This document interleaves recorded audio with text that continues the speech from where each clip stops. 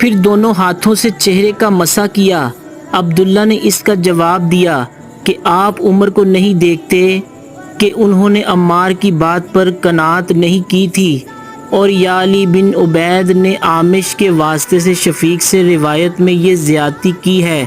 کہ انہوں نے کہا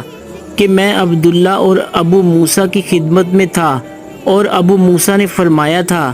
کہ آپ نے عمر سے عمار کا یہ قول نہیں سنا کہ رسول اللہ صلی اللہ علیہ وآلہ وسلم نے مجھے اور آپ کو بھیجا،